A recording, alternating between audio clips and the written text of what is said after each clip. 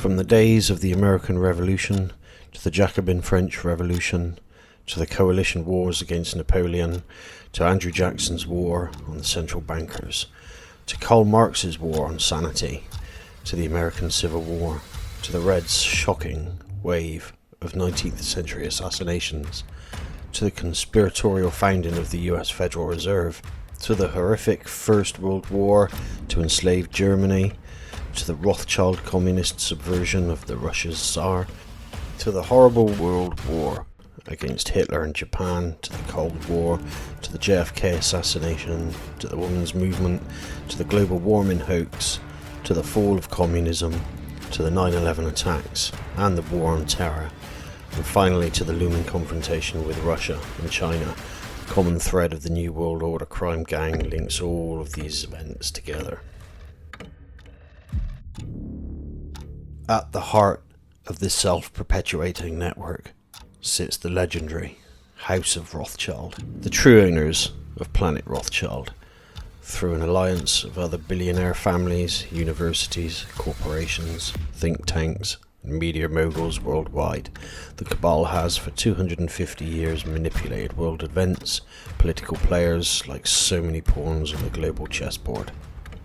If it's true that all the world is a stage,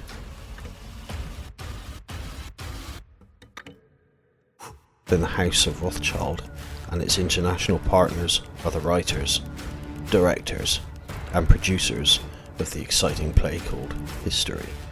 The politicians are the actors, and the TV talking heads are the narrators. The audience is humanity itself, most of which unfortunately have no idea that a rigged show has been, and still is, playing out before their eyes. It's a global monster scam of unimaginable dimensions in which humanity is the target.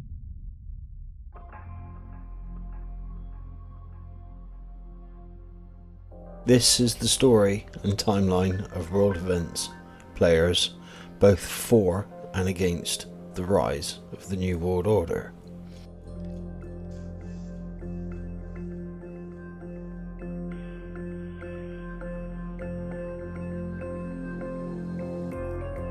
The Old World Order was a hereditary monarchy which exists today and has been intertwined with the New Order in almost all parts of the globe where it's been allowed to exist. For centuries, the peoples of various empires and numerous principalities of Europe have been governed more or less under the same system of hereditary monarchy. Under this structure, the crown is passed down from one member of the royal house to another, usually a father to a son.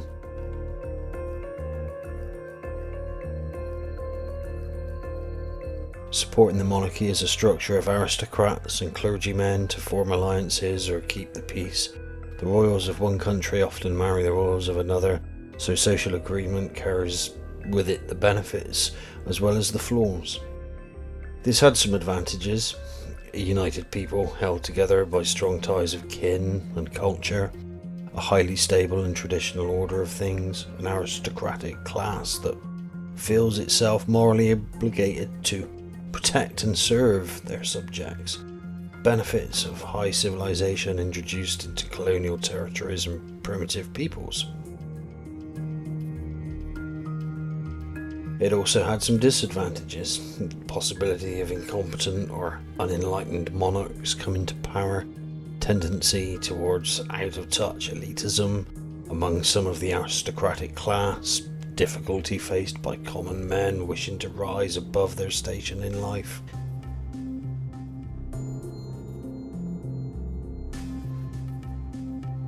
In this series, we will look primarily at events from 1763 until the present day.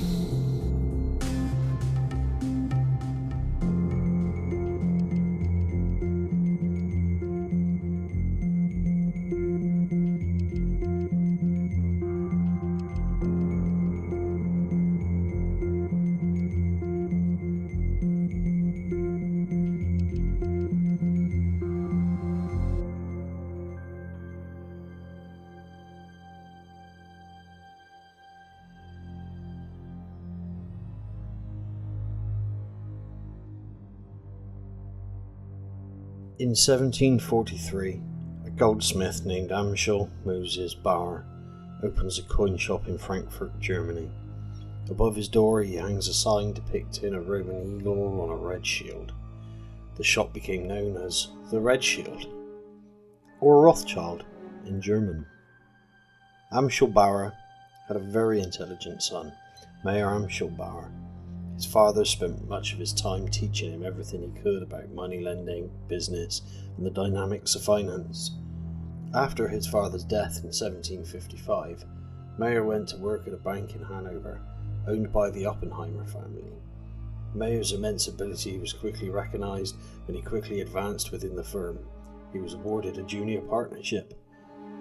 His success allowed him to return to Frankfurt and purchase the business his father had established in 1743. The Red Shield was still displayed over the door. Recognising the significance of the Red Shield, his father had adopted it as his emblem from the red flag, which was the emblem of the revolutionary-minded Jews in Eastern Europe. Mayer Amschel Bauer changed the family name to Rothschild. It was at this point that the House of Rothschild came to be.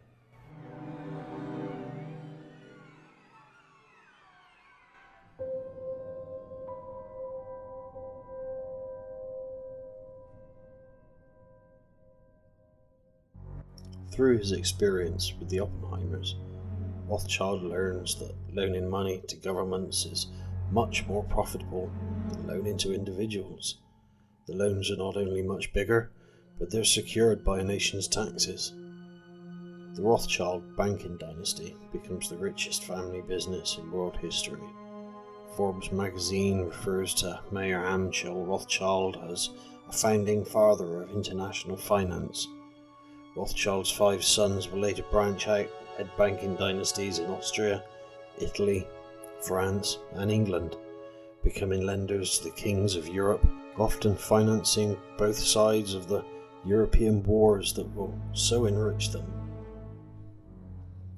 To this very day, the House of Rothschild and its allies remain the dominant force behind world finance, globalism, environmentalism and liberalism. The Jewish Zionist Rothschild family will also play a major role in establishing Israel in the 1900s, Zionism. There can be no doubt Mayer Amschel Rothschild was the original godfather of the New World Order.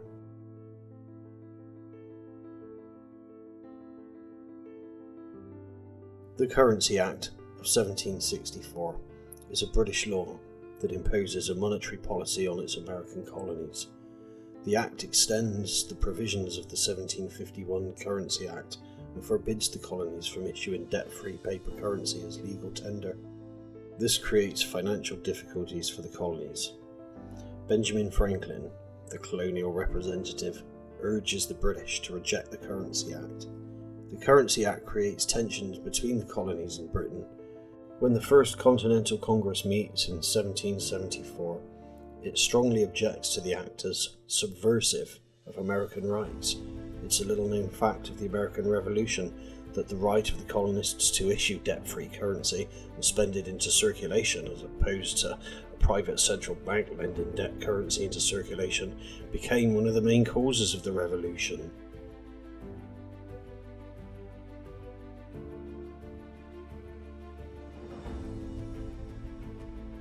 On the 15th of August, 1769, Napoleon Bonaparte is born to an aristocratic family from the Italian island of Corsica, which is in the French jurisdiction. His father, Carlo, was originally a follower of the Corsican patriot leader, Pascal Paoli, but later became a supporter of the French rule.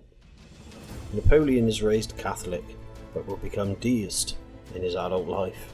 His belief in an intelligent creative force, the Creator. At the age of 10, he is enrolled in a religious school in France where he adopts a French version of his Italian name. Henceforward he will be known as Napoleon Bonaparte. After distinguishing himself in mathematics, Napoleon is later admitted to an elite military academy in Paris where he trains to become an artillery officer. Napoleon graduates at the age of 16 in 1785. Contrary to popular belief, initiated by the British press and later exploited by Jewish psychologist Alfred Adler in 1908, Napoleon does not have short man's inferiority complex. His adult height of 5 foot 7 inches is actually average height for someone in the early 1800s. He will select tall men as his bodyguards, which perhaps gives some the false impression that Napoleon is short in stature. The increase in British troops stationed in Boston leads to tension with the locals. Fights are up between soldiers and liberty-minded civilians. British troops are sent to Boston in 1768 to enforce the Townshend Acts, a series of laws passed by the British Parliament. The purpose of the Townshend Acts is to make colonial governors and judges independent of colonial control, to enforce compliance with trade regulations, and to tax the colonies without their approval. When an angry crowd of colonists, most likely led by provocateurs of the secret society known as the Sons of Liberty, confronts a group of soldiers with taunts and snowballs, the frightened British soldiers overreact. Shots are fired and 5 American colonists are killed. The embellished news of the Boston Massacre serves the purpose of spreading the revolutionary spirit throughout the colonies. The Boston Tea Party is an action by Boston colonists in the British colony of Massachusetts against the British government and the monopolistic East India Company, which controls all of the tea shipments coming into the colonies.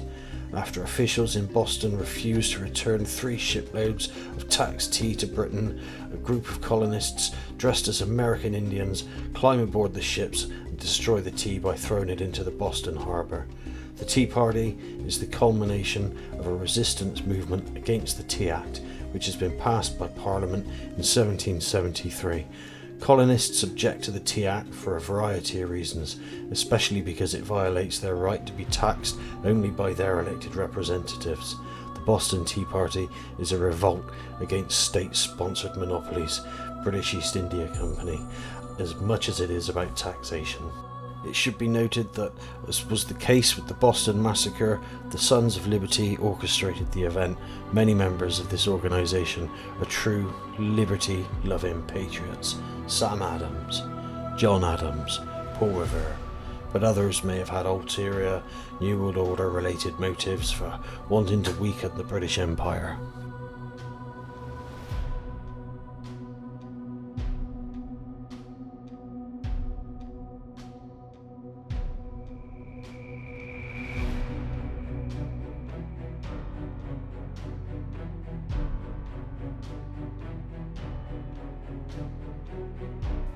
The Massachusetts Militia is storing guns and ammo in the town of Concord. About 700 British troops are sent to seize the military supplies. Patriot leaders learn of the British plan and they begin to organise. The night before the scheduled British raid, Paul Revere takes off on his famous midnight ride to warn the local militiamen, the Minutemen. The first shots are fired as the sun begins to rise in Lexington, Massachusetts. The militias are outnumbered and fall back as the British advance upon Concord. At Concord, approximately 500 ragtag militiamen fight and defeat the King's troops. The Redcoats retreat after a pitched battle in open territory. More militiamen arrive soon thereafter, and they inflict heavy damage upon the British, firing them from behind trees as they march back towards Boston. The war for American independence is on. The Battle of Lexington and Concord will go down in history as the shot heard around the world.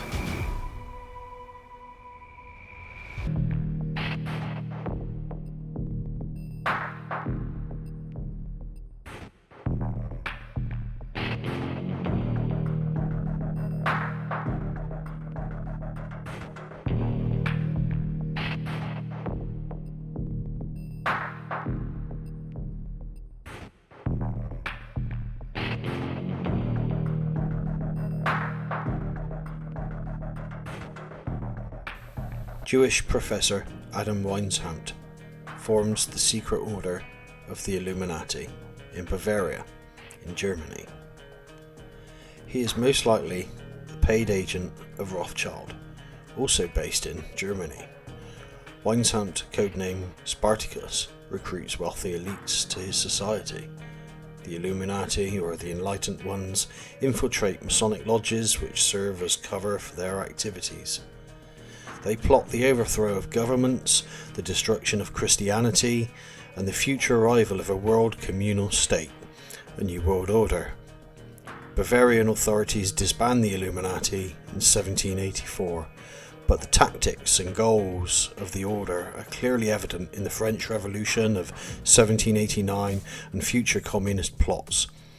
To this day, May the 1st, May Day, remains a sort of holy day to the communists, anarchists and progressives.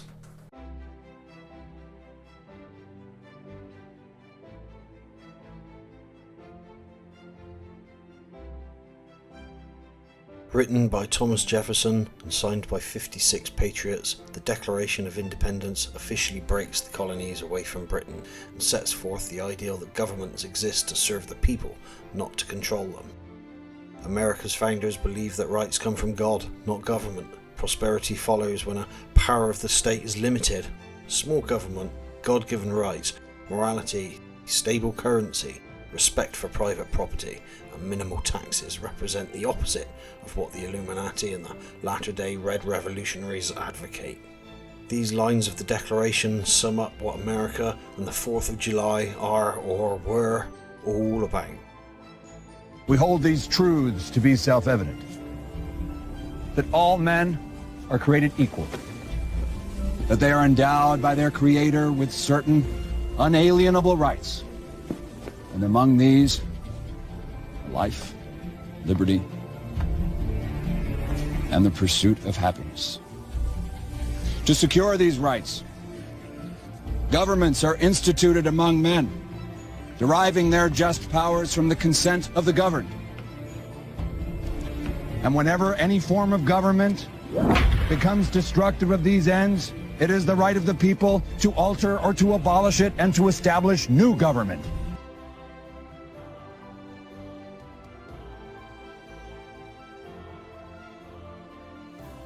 During the war, Washington relies heavily upon well-connected Polish-born Jewish moneylender Hayam Salomon for financing. Salomon is a member of the Sons of Liberty, the same secret society that had instigated the Boston Massacre and organized the Boston Tea Party. From the period of 1781 to 1784, records show Salomon's outside fundraising and personal lending helped provide over $650,000 in financing to Washington in the war effort against Britain, which equates to about $9 billion in 2015. Certainly, Salomon's eagerness to finance the war must have had some profit motive, although he died in 1785 before it could be repaid, but it is in line with Jewish Illuminati objectives to weaken the existing empires of Europe while keeping them all in a balance of power situation in which one can be played off against the other. Without Salomon's money and other fundraising efforts, the colonies will have no chance of winning the war.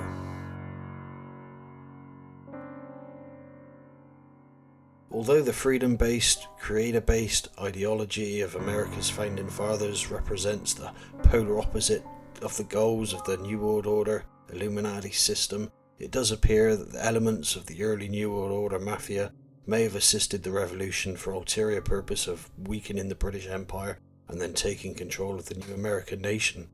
George Washington certainly was no globalist red, but he was indeed a Freemason. It was through secretive Masonic lodges that Illuminati plotters operated. The most ominous sign that conspiratorial influence was at work during the earliest days of the United States can be found in the Great Seal of the United States, first established in 1782. The seal depicts an eagle with a six-pointed Jewish star of David above it. The inscription reads, "E pluribus unum," out of many one. Is that a reference to the uniting of the colonies as we've been taught, or is it really a reference to the chosen people? In 1786, a reverse side was added to the seal, the all-seeing illuminated eye above the pyramid with the Latin phrase, Annuit Cuptis, he favours our undertaking, and the Roman numeral, 1776, Declaration of Independence. or the founding of the Illuminati, but the dead giveaway is the inscription at the bottom. Novus Ordo Seclorum, New Order for the Ages, the New World Order. The New World Order symbols and the Star of David are right under our noses and in our wallets, or rather the wallets of our American counterparts. There is a legend that during the design of the Great Seal, Washington asked what compensation Hayam Salomon wanted in return for his financial contributions to the revolution. He replied that he wanted nothing for himself, but he wanted something for his people. As a result, the 13 stars representing the colonies were arranged in the shape of the Star of David. Degenerate modern celebrities like Kanye West, Jay-Z, Rihanna, Beyonce, and Lady Gaga have all sold their souls to the powerful geopolitical force. They make hand symbols of the Illuminati pyramid and eye. The American Revolution had begun badly for the 13 colonies. The colonists themselves were divided as to their loyalties, with many as 1/3 wishing to remain British subjects, at least at first. The best that General George Washington's Continental Army can do against the better equipped British is to limit direct combat and harass the British instead. As American Minutemen and Washington's army draw the Redcoats into a battle of attrition, Ben Franklin visits Paris to persuade the French to help the colonies. After Washington's surprise Christmas Day 1776 attack against the British and Hessian mercenaries, followed by a victory at Saratoga in 77, the French are sold. French military assistance will play a huge role in reversing the course of the war. British grant the colonies full independence in 1783. Drafted in the early years of the war and ratified in 1781, the Articles of Confederation and Permanent Union establish a very decentralized government for the colonies. Under the Articles, the colonies, now referred to as states, are sovereign entities. For 6 years after the end of the war, the colonies are not truly a united nation, but rather a league of allied states living under mutually agreed rules. Founders are divided. Though all of them believe in freedom and limited government, one camp, the Federalists, prefer a strong central government to help organise the nation's affair. The other camp, the Anti-Federalists, fear that any centralised American government might become corrupted and dangerous to the people's liberty.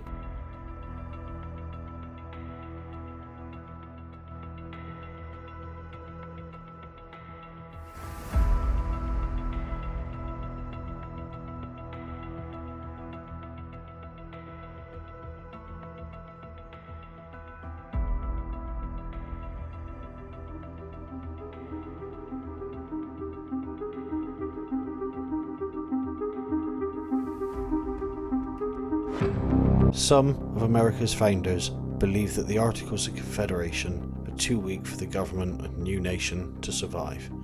For this reason, the Continental Congress approves the US Constitution in 1787 in Philadelphia.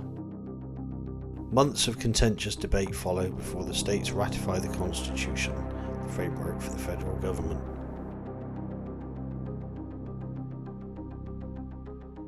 The checks and balances built into the Constitution establish 3 branches of the government and limit the powers of each. George Washington will be chosen as the first US president. The document also limits the power of the masses of people. The founders know that democracy results in mob rule, in which the majority of people can be manipulated into voting themselves the wealth of the productive people.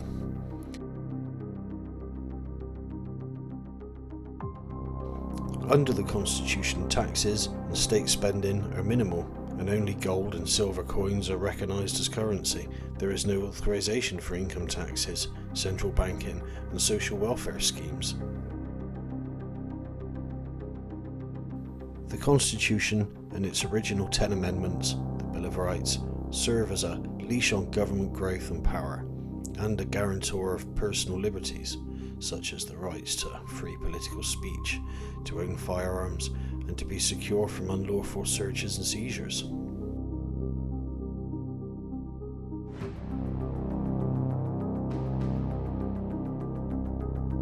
Similar to pre-imperial Rome, the United States is founded as a republic, not a socialist democracy. Even with its strict limits on government power, patriots such as Patrick Henry of Virginia viewed the new constitution as a potentially dangerous power grab.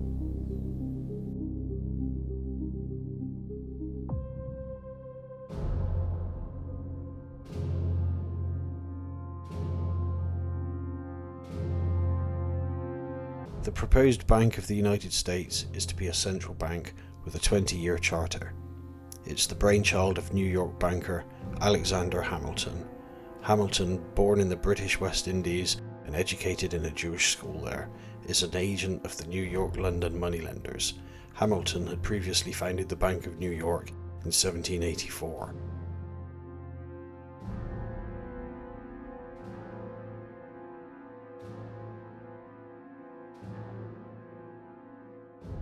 As President Washington's Treasury Secretary, Hamilton clashes with the Secretary of State, Thomas Jefferson. Hamilton and New York bankers believe in strong central government and debt-based central banking and currency issue. Virginians, Jefferson, James Madison, and the Southern agricultural class believe in a decentralized government and local banking. The roots of the future American Civil War can be traced, in part, to the Jefferson-Hamilton feud. Jefferson argues that centralization of power away from private mints and banks is unconstitutional and dangerous. He wrote, "Banking establishments are more dangerous than standing armies." The New Yorker Hamilton argues that if a nation is to grow, it needs standard coinage supported by a central bank and excise tax.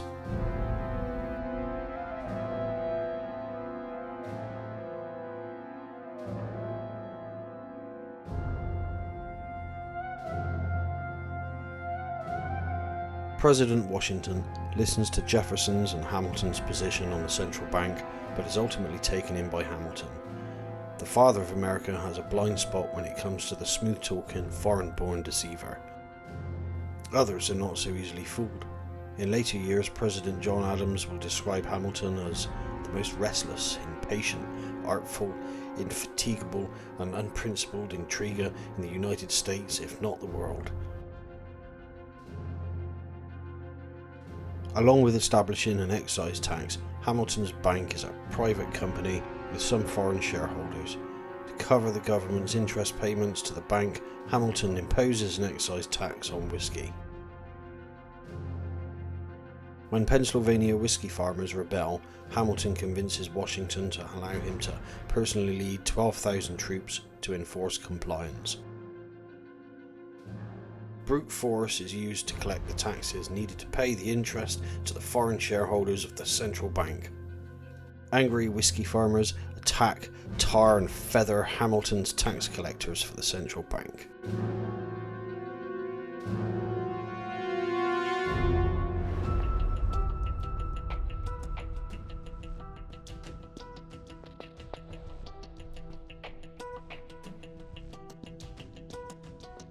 When government uses up the money it collects in taxes, it resorts to borrowing. It can borrow by selling bonds to investors or to foreign governments, but when governments borrow from a privately owned central bank, the bank is actually creating new money out of thin air and then lending it to the government at interest. The injection of new money into the economy has the effect of reducing the value of existing money. Inflation. The government must then tax its citizens to repay the loans, bonds to the central bank, plus interest. If the government were to simply create its own debt-free currency to cover its bills, there might still be an inflationary effect, but the government would not carry the debt and therefore not need to tax its people to pay principal and interest to the central bank. It makes no sense for a government to pay interest to a central bank on new currency when it can simply create the currency itself, interest-free. The other way in which a central bank preys upon people is by lending to the nation's banks. The banks can then increase the number of loans to their customers by borrowing more money themselves from the central bank, again created out of thin air. The local bank borrows at a lower rate from the central bank and then reloans the money to you at a higher rate. Consumer debt is thus maximised, and constant inflation erodes the value of existing money. Consumers do not benefit from the debt as they would believe, because the new money is pumped into the economy artificially drives up the price of whatever they're buying. In short, behind its academic cover, central banks are legalised counterfeiters and loan sharks. When a central bank owned by private shareholders control the money, every dollar of the currency must be loaned into circulation at interest. Therefore, there will always be more total debt outstanding than there is money in circulation. Those who control the perpetual debt machine always become powerful enough to control the government.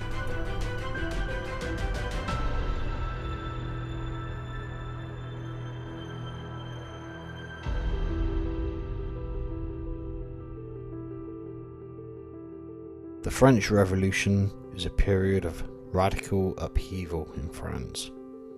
Unlike the American Revolution, whose deist and Christian leaders placed limits on government power, the atheistic radicals of the spontaneous French Revolution that were financed and organised by the agents of international New World Order secret societies seek total power.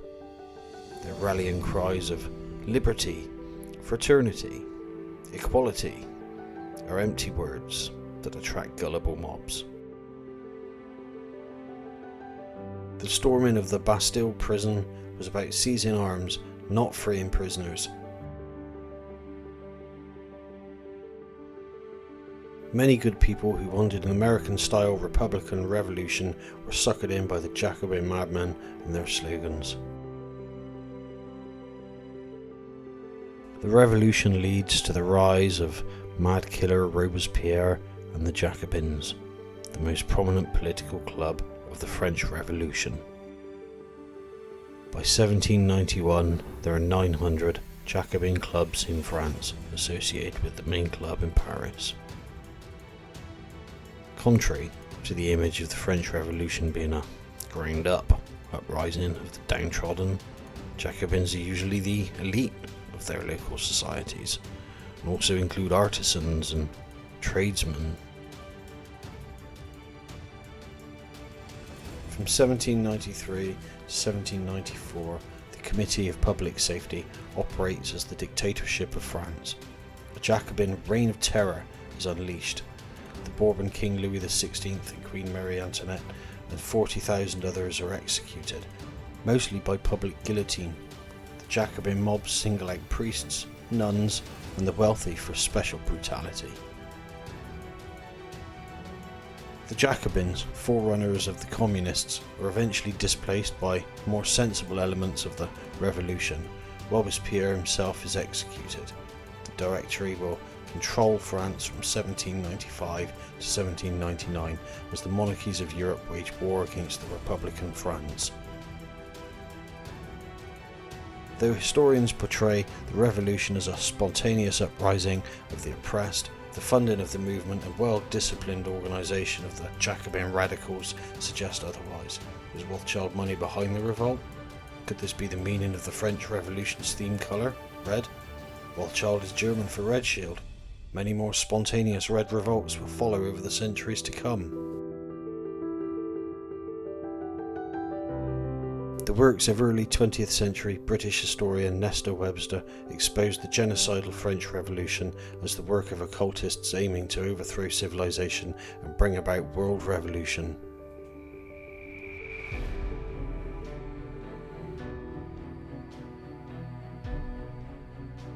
The royal houses of monarchist Europe will wage a series of on and off coalition wars, 7 all in all upon post-revolutionary France.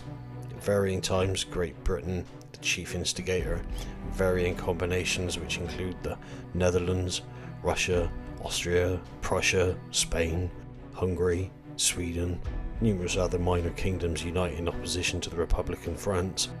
The ensuing wars that will follow will become known as the Napoleonic Wars. Unfairly, We say unfairly because Napoleon did not start this never-ending European war on France. He inherited it. The first coalition of 1793 to 1797 was established in an attempt to overthrow the French Revolution of 1789. It comprised Spain, Holland, Austria, Prussia, Britain, and Sardinia, which is northwest Italy.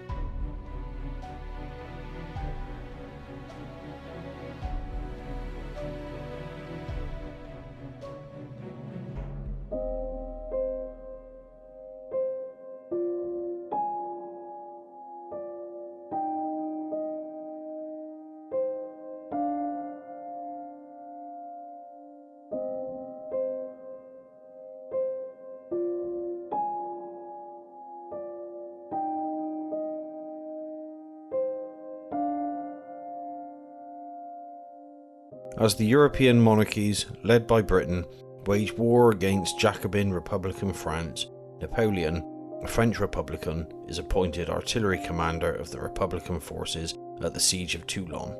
It's a French city that's risen up against the revolution and is now occupied by British troops. Napoleon adopts a plan to capture a hill where Republican guns can dominate the city's harbour and force the British to evacuate.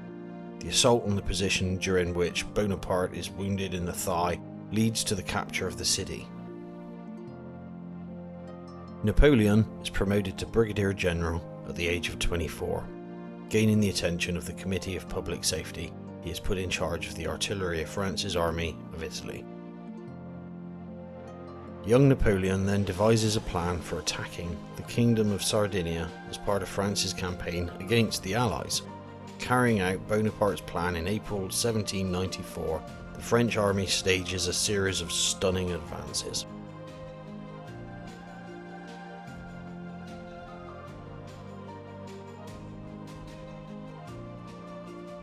The Jacobins, forerunners of the communists, are eventually displaced by more moderate elements of the Republican Revolution.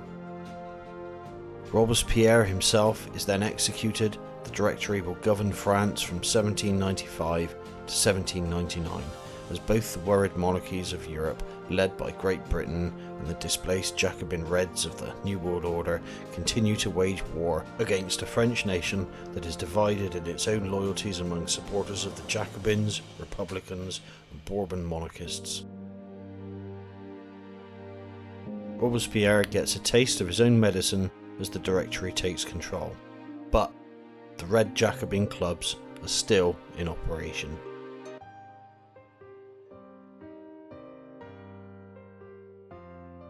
Napoleon marries Josephine de Beauharnais in 1796. He was 26, she was a 32-year-old widow whose first husband had been executed during the Revolution. Josephine herself had been imprisoned by Robespierre and the Jacobins. Although he will remarry to Austrian royalty in later years for political reasons, Josephine will always remain the true love of Napoleon's life. He often sends her love letters while on his military campaigns.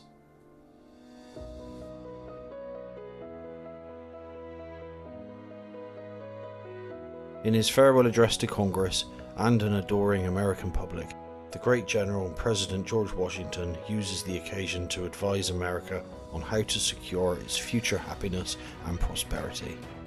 Washington's prescient warnings come from his extensive knowledge of history. His wise and prophetic advice includes maintain religion and morality as supports of a free people. Beware of the formation of political parties. Avoid alliances and foreign military entanglements.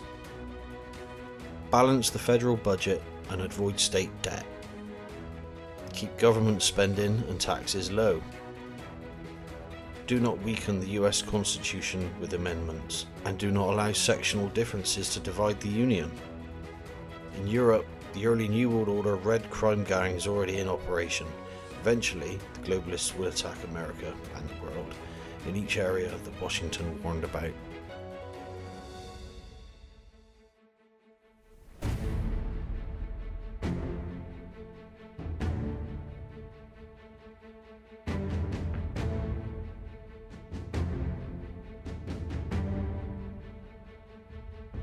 2 days after Napoleon's marriage, Bonaparte leaves Paris to take command of a neglected French army in Italy.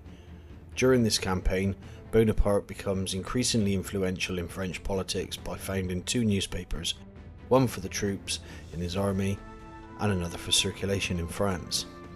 Napoleon completes a successful Italian campaign, defeating Austrian, Sardinian and Neapolitan forces before capturing Rome. Italy did not exist as a unified state at this time.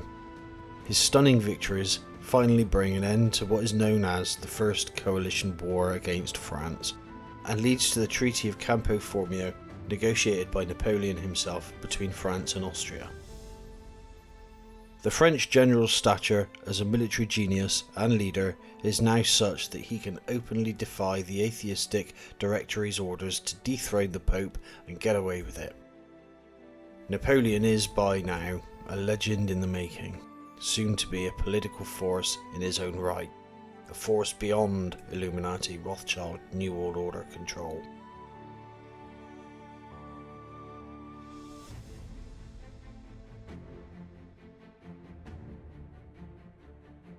Fearing his growing popularity, in 1798 the Directory sends Napoleon off on the Egyptian campaign. The high point of this campaign is the Battle of the Pyramids, also known as the Battle of Mbebe. This was a major engagement fought on the 21st of July 1798 during the French invasion of Egypt.